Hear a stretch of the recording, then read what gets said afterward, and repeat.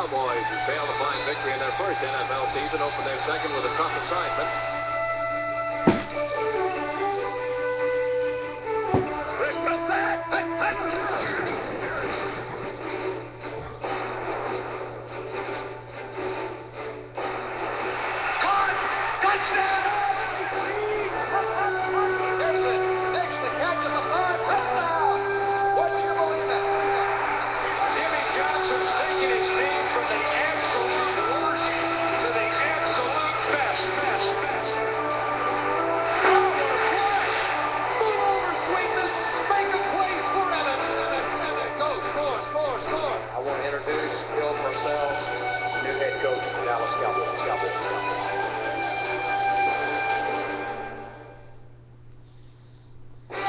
By the end of the 1950s, the NFL was ready to grow beyond its 12 existing teams. After lengthy debate, the league chose Dallas for its first expansion market, awarding the franchise to millionaire Clint Murchison. Tex Schramm's first move as general manager was finding a head coach for the new team called the Cowboys. He chose Giants assistant Tom Landry, then assembled a squad without the benefit of a single college draft choice. The fact was that we didn't have any football players. And then when we went to the owners, they said, well, we'll give you 3 players off each team. So that's where we started. We got all the bad players, and you can imagine there wasn't many teams that could be, lower than we were. We had players not show up for practice. We had some not show up for games, and it was a different kind of a group. The Cowboys' first season was disastrous, but hardly dull to the football-crazy fans of Dallas. Back in those days, everything was exciting, even losses, because we were starting, we were struggling, and every day was a new experience. Obviously, when you're starting a new football team, you're looking for the first win. And the first year, that eluded us.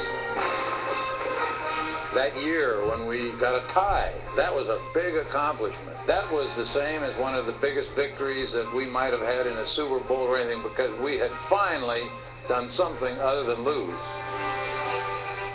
That first season, we lost 11 ball games. We tied 1. Deep down, we all like to pull for the underdog, too. So I think there was a spark of interest that started there from that first year. On opening day of year 2, the Cowboys earned their first victory. In year 3, they became the first NFL team ever to post a pair of 100-yard plays in the same game. Philadelphia fighting back. King Hill, the quarterback, looking for McDonald. Mike Kechner with the steal. He can fly. 30.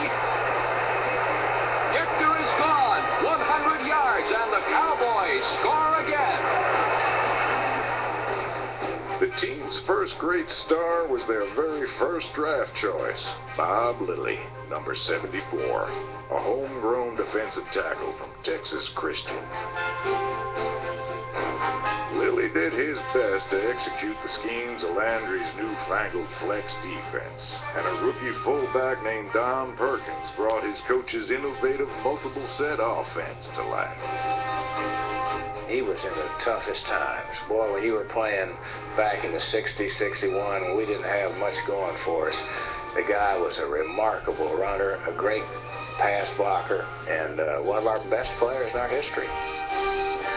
He was our primary back in the I formation, and you think most of the time your tailback would be the primary guy, but we didn't have anybody nearly as effective as Don was in running the ball.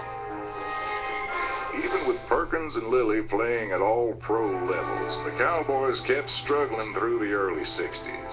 After 5 years, they still hadn't come close to posting a winning season, and Landry was more than a little concerned.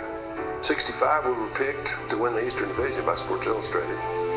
We finished the first half of the year at 3-4. We lost to Pittsburgh up there the 7th game. And he said, I just felt like when I came here that the flex defense and multiple offense was going to be the offense and defense of the future. And he said, I feel like I've let y'all down. And he started weeping. And I don't know what that did, but I think it touched all of us. And that was the beginning of the Dallas Cowboys, really. I don't want to confuse you.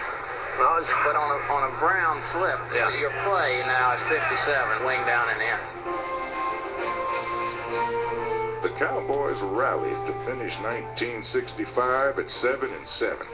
Then began a remarkable run of 20 straight winning seasons, a record that no other NFL team before or since has ever equaled.